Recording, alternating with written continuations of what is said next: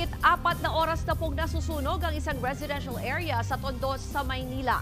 Sa laki po ng sunog, umabot na sa Task Force Charlie o kinailangan na ng higit 30 fire truck na rumisponde. Live mula sa Maynila, nasa frontline ng balitang yan, si Gerard de la Peña. Nasa linya po ng telepono. Gerard, ano na ba ang sitwasyon dyan? Naapula na ba ang sunog? Ruth, hindi pa tuluyang naapula ang sunog dito sa Barangay 105 sa Aroma, Tondo, pero sa ngayon ay may tuturing itong under control at patuloy pa rin itong inaapula. Sumiklab ang sunog kaninang 9:44 ng umaga. Mabilis na kumalat ang apoy na agad umabot sa Task Force Charlie o kinailangan ng higit 30 truck ng bumbero sa pagresponde. Maging helicopter ng Air Force ay tumulong na rin sa pagsaboy ng tubig. Sa ngayon ay inaalam ang sanhi ng sunog pero ayon sa mga kwento, nagmula ang sunog sa ikalawang palapag ng Building 13 kung saan mayroon daw nagtatanso. Ayon sa inisyal na ulat, 6 na building ang nadamay sa sunog. Tinatayang nasa 700 pamilya ang nasa pangangalaga ngayon ng lokal na pamahalaan ng Maynila.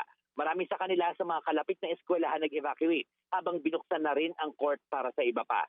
Ruth, marami raw sa kanila ay may trauma na dahil hindi pa nakakalipas ang 1 taon nang huling magkasunog dito. Nitong Marso lang ay nagkasunog dito at bago yan ay nagkasunog din noong Setyembre noong nakaraang taon. Ruth.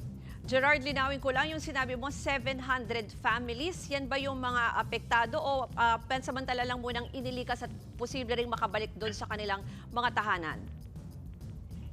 Ruth, ito kasama na yung mga lumikas kahit nasunugan. Atin dito, 6 na building yung nadamay dun sa sunog at bawat building ay may mahigit ang pamilya. So talagang aabot ng 700 ito. Kanina may mga nakausap din tayo na umalis doon sa area dahil lang sa takot na madamay sila. Pero ang sabi nila, hindi naman nadamay yung kanilang mga property. So yun, mahigit 700 na pamilya yung mga nasa evacuation sa ngayon. True. Bukod doon sa damage sa mga bahay, meron bang mga nasaktan? Ruth, ang kwento sa atin ng mga otoridad dito ay merong isang nagtamo ng first degree burn at meron namang isa na nagalusan lang. Sa ngayon, yun pa lang yung impormasyon na nakuha natin. Mamaya magbabalik tayo para sa mas marami pang impormasyon. Ruth.